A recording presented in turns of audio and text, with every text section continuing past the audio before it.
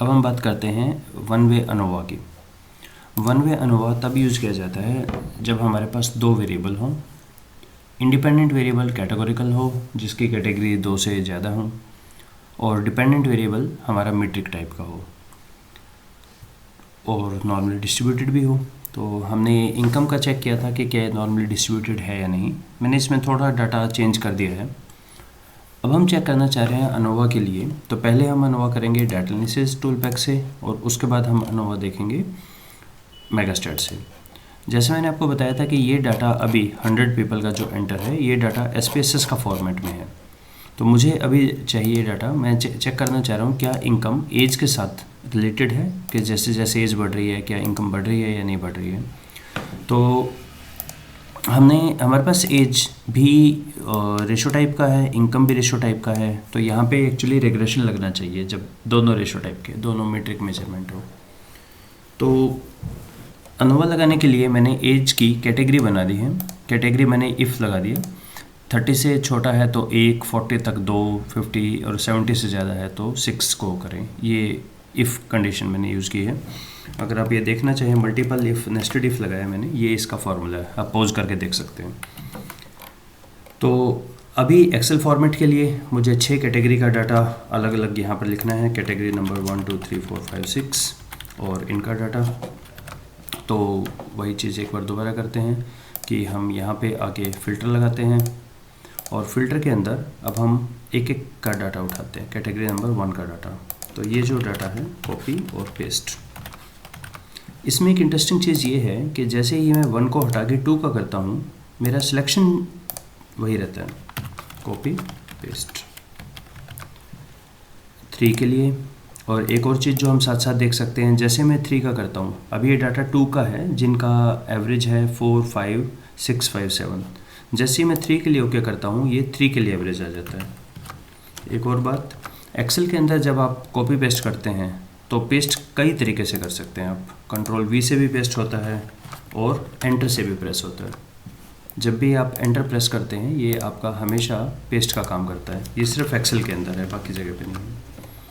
तो category number 6 की, तो नंबर 1 सभी कैटेगरी में इक्वल नंबर होने ज़रूरी नहीं है पार्टिसिपेंट्स के, सिर्फ कंपेरेबल हो। तो हमारे पास 6 कैटेगरी हैं, तो इनके कोई भी नाम हो सकते हैं, लाइक कैटेगरी 1, 2, 3, 4, 5, 6। ये आई थिंक 20 to 30 है, कुछ मैंने ऐसा ही दिया था, चेक कर लेता हूँ मैं। लेस देन 30 को मैंने 1 दिया है, या राइट, इसका मतलब ये 20 to 30 है। चलिए मैं ऐसे दे लेता हूँ 30 to 40, 40 to 50, something like this. तो यहाँ पे मैंने पर्पसफुली डाटा में थोड़ा सा मॉडिफिकेशन किया है। एक रेंज मैंने हाई कर दी है एज़ कम्पेयर टू अदर्स, बाकी सारी 40,000 की रेंज में, ये 50 की रेंज में पर्पसफुली मैंने एक को ज़्यादा कर दिया। डाटा के अंदर data analysis, ANOVA single factor. I hope ये पिछली चीज़ें याद रखता है। चलिए मैं एक बार दोबारा करता हूँ। डाटा हमारा कहाँ पर है, रेंज मतलब एक्सेल के अंदर रेंज हमेशा रो और कॉलम में दी जाती है पूरी, अगर कोई मिसिंग है तो भी कोई बात नहीं। और फर्स्ट रो को ज़रूर इंसर्ट करें जिसके अंदर लेबल है हमारा।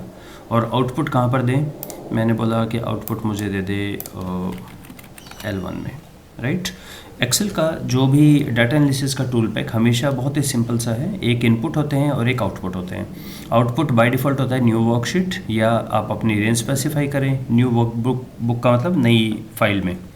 अल्फ़ा 0.05 होता है डिफ़ॉल्ट वैल्यू, आप चेंज कर सकते हैं। Label in the first row देना चाहिए हमेशा। डाटा कॉलम में है, रो में, और रेंज दीजिए। ओके, ये हमारा डाटा आ गया है। इसने कहा 20 to 30 के 19 ऑब्जर्वेशन है, क्रॉस चेक कर लीजिए। ये ऑब्जर्वेशन हमारे 19 है, नीचे लिखा गया 19। एवरेज है 45287, ये एवरेज है हमारा।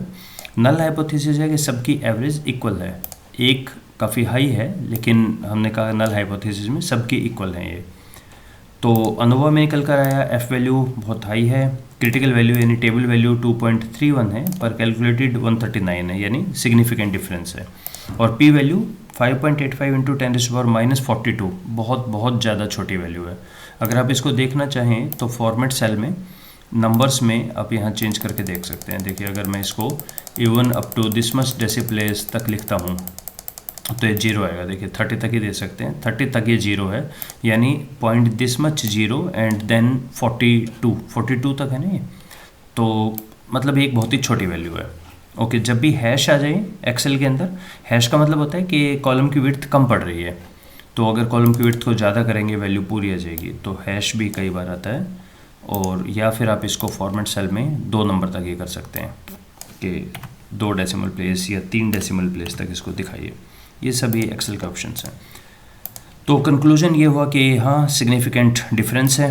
अब क्वेश्चन ये आता है यहाँ पर कि सिग्निफिकेंट डिफरेंस, अनोवा से हमने पूछा क्या सभी ग्रुप इक्वल हैं, अनोवा ने कहा नहीं, अनोवा ने सिर्फ कहा नहीं। इसका क्या मतलब है, क्या सभी ग्रुप अलग हैं? अनोवा को जब हम रिजेक्ट करते हैं नल हाइपोथेसिस को, तो उसका मीनिंग क्या है? हमने पूछा क्या सभी इक्वल हैं, अनोवा ने कहा नहीं। अनोवा ने आगे ये नहीं कहा कि सभी डिसइक्वल हैं या कोई 2 इक्वल हैं। इसीलिए जब भी अनोवा का हम इंटरप्रिटेशन लिखते हैं, अगर आपकी पी वैल्यू लेस देन 0.05 है, तो इंटरप्रिटेशन होता है at least one of the group differ significantly from the rest. हम लिखते हैं एटलीस्ट वन ग्रुप, एक की तो हम गारंटी दे रहे हैं, कोई एक तो इनमें से अलग है, हो सकता है ज़्यादा अलग हो सकता है सभी अलग हो। तो उसको कैसे चेक करें? वो चेक होता है पेयर्ड कंपैरिजन से। 20 to 30 को 30 to 40, फिर 40 to 50, बारी बारी सबको चेक करें, जिसको हम बोलते हैं पेयर्ड कंपैरिजन और post hoc analysis. Post hoc analysis data analysis tool pack में नहीं है, पर यही चीज़ अगर हम मेगास्टैट से करें, वहाँ पर ये चीज़ अवेलेबल है। तो मेगास्टैट से यही क्वेश्चन करके देखते हैं।